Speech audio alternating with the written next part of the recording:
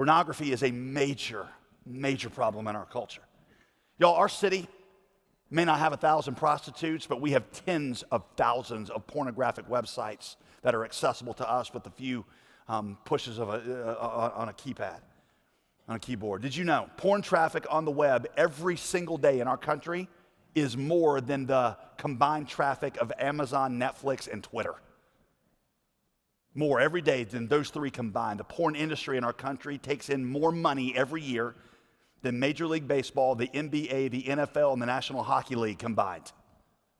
Over 30% of internet traffic is porn.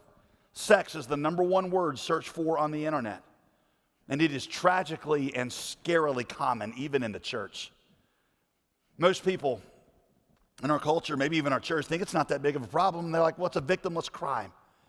But first of all, you need to understand, it is a crime against that woman. By the way, when I talk about pornography, a lot of what I'm going to say, I'm going to talk about men in this. But I understand, and I'm not trying to just be gender specific, but I understand that this has increasingly become a problem for women also. So don't hear this when I apply it to men. Don't hear that as exclusive. But you realize, men, that every woman you look at is somebody's daughter.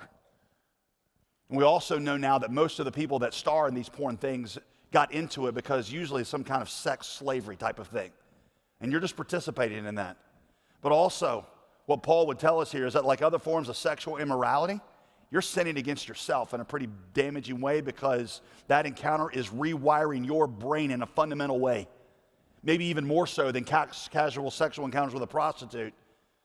And you are killing your capacity for lifelong and satisfying relationships. It's going to do that in a number of ways. First, pornography trains your mind to start looking at the opposite sex as a commodity. And again, I'm going to direct this specifically toward men. This issue, I understand, increasingly plagues with men and women. But when you gaze at pornography, you're not just looking at a woman, you're looking at an image of a woman whose body you want only to use. And that trains your mind to see all women in a certain way. And that's how you start to relate to women in general. When you look at pictures of women with no recognition that they have a soul, or you don't really understand or appreciate anything about that, your mind starts to see the real women in your life as objects also. Now, I know you, no. I can totally keep that separate. That's where you're wrong. That's what this book, Hooked, is showing you. It is rewiring your brain.